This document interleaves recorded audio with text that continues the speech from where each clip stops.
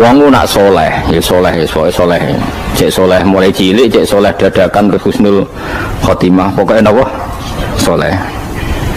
Niku nak mati, niku bumi ku nangis.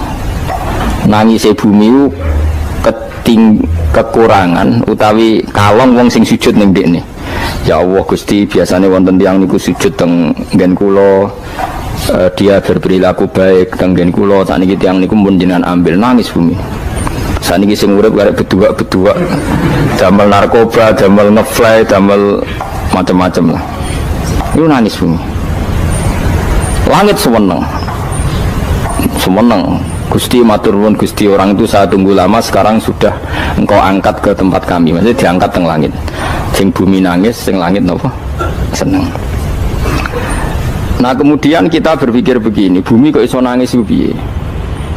Nah, itu terserah sampean apa termasuk ulama zahir apa termasuk ulama batin. Kalau ulama zahir mengatakan bumi nangis itu mau kinayatun anil husni, pokoknya pantasnya bumi itu susah, wong kelangan putra terbaiknya. Tapi nak cara ulama-ulama hakikat yang mengenali sekali betapa kudrohnya Allah, betapa kudrohnya Allah itu tidak terbatas, itu yang meyakini bumi nangis itu nangis tenan. Misalnya ngaten kula tak terangno malih ya. Kowe bayangno dadi Nabi Adam, ngrungokno nggih. Kowe bayangno dadi Nabi Adam. Nabi Adam tenan maksudnya. Terus Nabi Adam orang pertama dia tahu betul kalau dia dicipta dari bumi. Dan dia pula tahu betul, beliau tahu kalau dia bisa ngomong, bisa mikir, bisa macam-macam. Terus indukannya beliau itu bumi.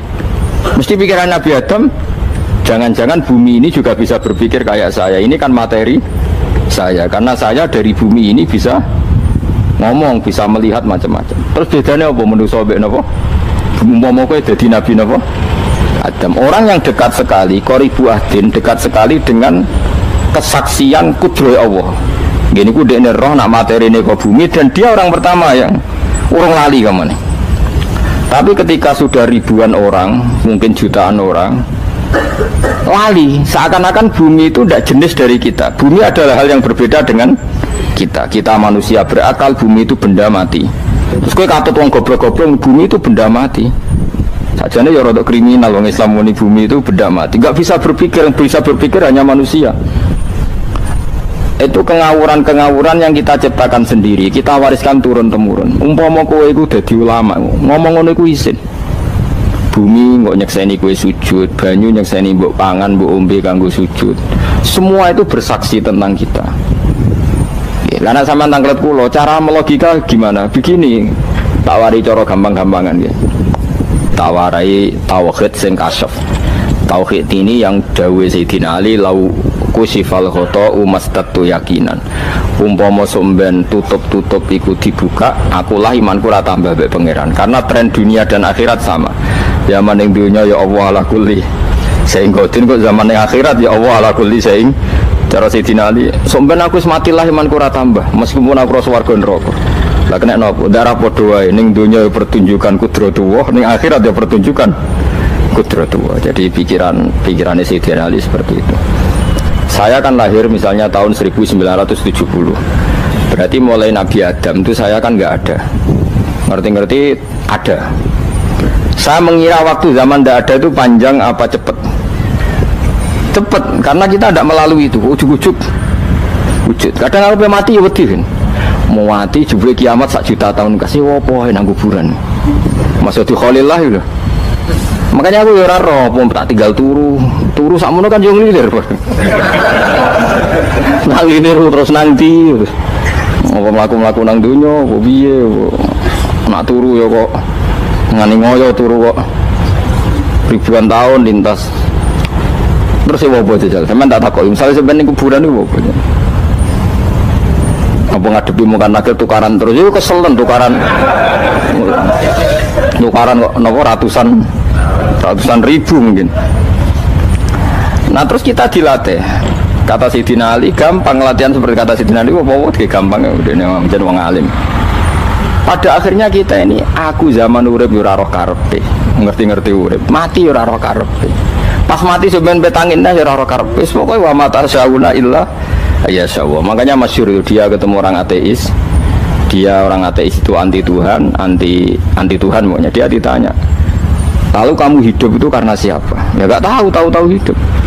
Lalu kamu mati yang menentukan siapa? Ya nggak tahu, kalau tahu mati. Ya berarti Anda nggak bisa menentukan diri kamu sendiri. Akhirnya dia taslim, ya ada yang menentukan lah, ya ada yang menentukan. Itu dalam Islam disebut apa? Allah, disebut kalimatu haqqin alaiha nahya wa alaiha namut. Jadi kalau maknanya itu kalimat yang benar-benar nyata, yang karena kalimat itu pula kita mendapat kehidupan, yang karena kalimat itu pula kita mati, yang karena kalimat itu pula kita akan bangkit lagi. Itu yang makna hakikat. Tapi kalau makna syariat nggak begitu. Kalau makna syariat begini, dan ini benar juga. Mengenai kuen ada di ulama, ciri utama ulama itu jamiul bayan. Dia kalau menjelaskan itu indah sekali, dan orang pasti taslim. Sama saya tak warai tenan. Sama kan biasa wiridan la ilaha illallah kan biasa, mulai mimpin tahlil sampai kepeksa mergo do tahlil melok, sampai sing darani bid'ah akhirnya ya melok tanggane napa? Tahlil sesuai wae. Kata Ibnu Qayyim Al-Jauziyah dalam kitab Zadul Ma'ad. Kitab Zadul Ma'ad itu kitab kesayangannya Sayyid Abdul Haddad. Sayyid Abdul Haddad itu pengarang kitab Zadul Ma'ad. Padahal kitab ini dikarang oleh muridnya Ibnu Taimiyah. Abdul Haddad itu gak seneng Ibnu Taimiyah tapi seneng muridnya. Jadi di sini ulama ya demokratis, gak seneng gurunya tapi seneng. Saja nih Ibnu Taimiyah itu orang baik, ya ulama top ya baik, ya waras top. Tapi ngerti-ngerti Wahabi itu identik dengan Ibnu Taimiyah. Akhirnya ulama ahli sunnah penyebut itu terus isin. Mulane kiai-kiai ra ono sing dalil kok Ibnu Taimiyah mergo dicap Wahabi. Padahal Ibnu Taimiyah wong alim. Di kitab-kitab kita termasuk Syed Muhammad Piyambak nanya Ibnu Taimiyah qala Syekhul Islam qala. Tapi kan ini sudah milik Wahabi sehingga kita ini terus akhirnya gak gelem nyebut. Jadi kitab koyo dalil fastabiqul khairat iki apa par iki dadi dalil yo dhewe-dhewe. Wah parah tenan wong-wong. Dulu saya melihat orang enggak kunut itu ya biasa. Mergo saya sebagai wong alim ngerti iku mazhab Abu Hanifah. Saiki nek ra kunut Muhammadiyah. Kita ini sebetulnya ahlul ilmi nggak tahu kunut itu mazhabnya siapa kita. Itu mazhabnya Abu Hanifah, yang kunut mazhab Syafi'i. Tapi tahu-tahu iki mazhab NU, iki mazhab Muhammad. Mana ada orang-orang ini bisa punya mazhab? Ngalime sepiro nganti dadi no mazhab. Tapi sudah dibahas, harus dadi apa? Sewajo kabeh ini. Mas repot-repot. Tak warai iki. Sampeyan ben nglafadzno la ilaha illallah iku keren ya, keren tenan mboten keren-keren. Ngendikane Ibnu Qayyim Al-Jauziyah itu gini. Min asliha khuliqatil jannah wa min asliha khuliqatin nar. Terus wa min asliha khuliqatid dunya wa min asliha buisatir rasul wa min asliha qatala rasul. Terus sampai sekarang saya tak bedai. Surga itu kan digawe kelas VIP mewah. Terus dari rugane widadari dulu kan nak wingi betul-betul. Kira 70. Wahyu kabeh kan ora ono sing kriting, wahyu kabeh. Wahyu kabeh terus gak tahu delok wong liya. Kadang bojo kita wis elek jek delok. Oh ya, widadari sifatnya maksuratun fil khiyam. Jadi gak tahu keluyuran ning ndi. Wahyu kabeh. Lek surga yang semewah itu selek itu ya bagi mereka sing lafadzno atau yang menerima la ilaha illallah. Neraka sekarang dibikin dalam itu. Jadi Abu Hurairah neraka itu tes-tesane benda kamu jatuhkan ke neraka itu untuk sampai ke bawah itu nunggu 70 tahun. Kila 70.000 tahun. Jadi nak HP membuat ceplok neraka itu ceplok itu ngenteni 70 tahun. Betapa dalamnya ngentekno bego biro yang bayang misalnya. Oh itu kontraktor mana saja tidak sanggup itu disuruh ngedok kedalaman neraka. Iku ya mau kanggo wong sing menolak la ilaha illallah. Jadi kalimat ini luar biasa. Swarga digawe bagi yang nerima, neraka digawe ya untuk yang menolak. Ya kalimat sing kok nak tahlilan turu iku lho. Iku kalimat sing nggo alasan Allah gawe swarga. Terus kalimat sing suwe-suwe sing lafadzno diarani bid'ah iku. Itu kalimat sesakral ini nasibnya akhir zaman iku entek. Gara-gara dilafadzno tahlilan tersangka jadi apa? Bid'ah. Dulu kalimat yang dipuja-puja penyebab surga dan neraka. Saiki kalimat itu tersangka. Mau perkara napa? Bid'ah. Wis aja melok-melok kowe debat ya ora iso makili aku sebarno iso. Kok kowe terusno dalan tok. Dah. Berarti la ilaha illallah itu kalimat yang surga dibikin karena itu, neraka dibikin ya karena itu. Kemudian Allah punya sunnah, lalu butuh pelatihan. Dikasihlah Allah gawe bumi. Piye manusia butuh latihan, dibikinlah bumi. Dan dia latihan ikrar la ilaha illallah dengan sadar, dibikinlah bumi, liyabluwakum, terus dites. Wes digawe bumi, ono makanan, ono minuman, ono wong wayah, ono pegatan macam-macam, ono diutang sembulet macam-macam. Gue ngetes, eling la ilaha apa eling utangi, eling la ilaha apa eling kasuse, pokoknya dites. Karena nggak fair kalau Allah bikin itu kemudian nggak dites, dibikinlah darul imtihan. Dunia itu bahasa Arabnya darul imtihan, tempat tes-tesan. Imtihan mana apa? Tes, liyabluwakum, diuji. Pas diuji kita hidup. Artinya kita dihidupkannya pun oleh Allah demi tes-tesan la ilaha, itu disebut kalimatul haqqin alaiha. Nah ya sebenarnya kita hidup pun ini untuk dites. Pada akhirnya la ilaha apa enggak? Paham ya? Terus dites. Allah itu juga secara hukum itu kan nggak fair, dites kok nggak punya pemandu, dibikinlah rusul, diutuslah para rusul untuk pemandu. Tes itu kan butuh seru, mak pemandu tok ora ono musuhe kan gak seru, dibikinlah setan. Saat ini sebagian kita sudah setan, tapi ini ben seru. Lho ndak, setan kan minal jinnati wan nas, rumangsamu setan usopo. Baik setan minal jinnati wan nas. Jadi kena muni auzubillahi minasyaitonir rajim, terjemahannya berlindung Allah dari saya sendiri, ya Allah itu kata itu. Lho itu kalau lama dulu biasa, auzubillahi min syururi anfusina wa min sayyiati amalina. Sebenarnya kita berlindung hanya dari setan yang jauh, iblis enggak. Ya setan diri kamu sendiri, min syururi anfusina, dari kejelekan diri kita. Ngomongnya udah ujub, soalnya setan tuh makhluk gaib sing piye. Lah kowe ku sapa? Nganti kowe maksiat terus mergo akrab klop, roh mbek setan klop. Mulane terus maksiat. Udah. Allah ngutus pemandu yang ngecul setan dan fair. Napa? Fair. Jadi semua darul ibtila ini juga demi kalimat. Nah, makanya disebut kalimatul haqqin sing alaiha nahya. Kita hidup ya demi mendapatkan kalimat itu. Kita mati nanti ya demi kalimat itu, artinya mati ke neraka ya karena kalimat itu kita menolak atau mengabaikan. Masuk surga ya karena kalimat itu kita hormat, kita benar dalam memperlakukan kalimat itu. Berarti alaiha nahya wa alaiha nam. Terus wa alaiha nub'as karuan, kalau kamu termasuk minal aminin ya nub'as minas solihin, kalau minal kafirin ya nub'as minaz zalimin. Tapi semua desain dunia ini hanya demi kalimat la ilaha illallah Muhammadur Rasulullah. Nah ini kan penting. Bagaimana mungkin kemudian kalimat sesakral ini, sehebat ini, kemudian ada orang tahlil kamu tidur? Kok iso? Kalau jangan kok iso nang turu? Misalnya kayak mangkel, kalau mangkel sing mimpin Gus, wira barbar. Bagaimana mungkin kalimat yang menyelamatkan Anda kemudian Anda anggap problem? Elek gak? Elek. Apalagi kamu anggap ini bid'ah. Nak cara kula oke lah, ndongakno mayit itu gak ono tuntunan Nabi. Tahlilan gak ono tuntunan. Tapi wis muni tok kono tok. Artinya menduk kono tok ora usah nyerang kalimah, enak kalimah tetap kalimah thayyibah. Soal kowe ora seneng sing tahlil, uga tiga profesi lah iku wonge wae gedhinge aja geman. Ya saya misalnya, saya kadang nggak cocok sama mubalek karena kadang profesi. Tapi saya tidak pernah anti pengajian, bagaimana itu membawa syiar Islam. Tapi kalau mubalek kadang orang seneng, kadang takut untuk epiro. Bareng sangoni sidik, gak sumpah di transportasi ini. Ngomong kok mbok senengi ku piye? Tapi kita terus gedeng keliru ku sing nggawa syiar Islam. Mana ada pengajian didengar orang banyak tanpa mubalek? Gak iso. Ini iso melepukno barang-barang ra penting jadi penting iso. Lah cara guruku teng sareng ning ape mlepuk kanggo panggung barang perkara. Tapi kadang ya benar.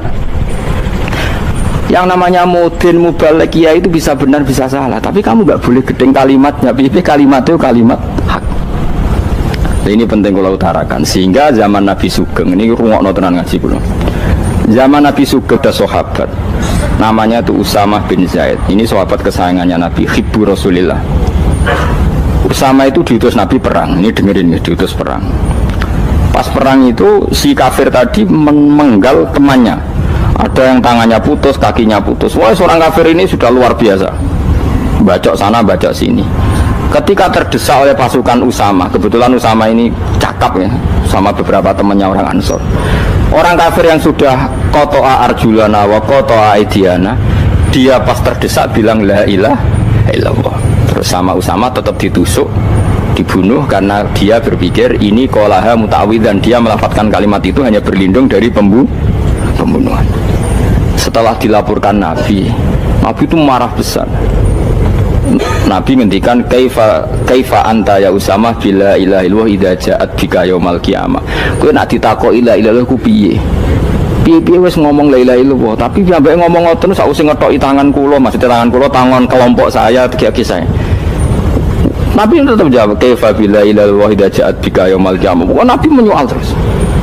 Sampai menjadi fatwa ijma'nya fuqaha, siapapun yang melafadzkan la ilaha illallah harus kita terima meskipun qolaha muta'awwidzan, meskipun saat melakukan hanya cara zahir berlindung dari kematian, sehingga kita terima. Orang kafir yang 80 tahun kafir melafadzkan la ilaha illallah 1 menit menjadi mukmin. Sampai ada ayat kulil ladzina kafaru iyantahu yufar lahum ma qad salaf. Ini kalimat yang sakral, bahkan kafir yang 80 tahun saja menjadi mukmin hanya karena melafadzkan la ilaha illallah. Mulanya yang ngaji saya, yang seneng saya, jangan pernah kamu mengatakan ada bid'ah yang orang bisa jadi kafir. Bagaimana mungkin orang mukmin yang ke kuburan dan melafadzkan la ilaha illallah kamu katakan kafir? Padahal kalimat ini yang kafir 80 tahun saja menjadi mukmin. Saiki ana wong lafadzno la ilaha illallah mergo salah tempat pinggir patok mbok arani kafir. Kok aneh. Sing kafir 80 tahun udah dadi mukmin iki gara-gara ngafalno la ilaha illallah dadi kafir. Mergo mau salah tempat ning pinggir apa? Patok. Boyen ora cocok mending nganggur, wong sering ziarah ku nganggur. Nyatane ya tenan. Cara dene pegawai negeri ora sering ziarah. Nah iku tapi ora usah muni kafir gak mungkin lah. Coba kalimat ini itu orang kafir yang 80 tahun menjadi apa coba dengan melafadzkan kalimat ini? Mukmin kan? Berarti kalimat ini adalah kalimat penghilang kekafiran. Lalu karena dilafadzkan secara salah dianggap kafir hanya karena bid'ah, itu tidak mungkin. Makanya sebetulnya Wahabi yang alim-alim itu tidak berpendapat demikian. Saya punya beberapa referensi Wahabi yang alim itu tidak pernah mengkafir-kafirkan orang karena perdebatannya seperti itu. Misalnya ini wis kuwajo. Sebenarnya kalau orang alim itu ya mirip-mirip, entah Wahabi entah tidak mirip-mirip karena kalimat tadi. Wahabi itu kitab terbesarnya itu Ibnu Taimiyah. Ibnu Taimiyah itu punya murid Ibnu Qayyim Al-Jauziyah.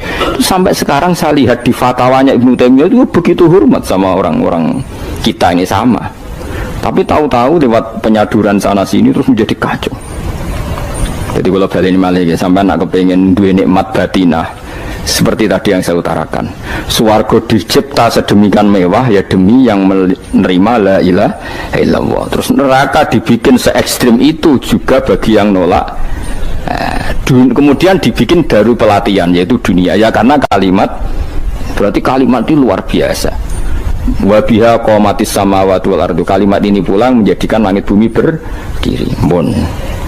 Lalu sekarang kita bisa ngomong, bisa berpikir, bisa ngadekno BPKB macam-macam. Itu karena kita sendiri apa karena kudratullah? Saya tanya. Karena kudratullah. Kalau karena kudratullah, apa susahnya Allah bikin kemampuan tanah ini nangis, tanah ini susah. Wong podo-podo kowe iso nangis, iso mikir ya mergo kudratullah, ndak karena kamu. Harusnya ya sama, bumi-bumi ini bisa menangis juga karena kudratullah. Makanya bumi ini menangis ketika enggak ada orang yang sujud. Iku ya mungkin. Wong zaman kowe iso nangis ya krana kudratullah, mestine bumi yang kamu katakan benda mati, hakikatnya dengan kudratullah juga sama dengan kita.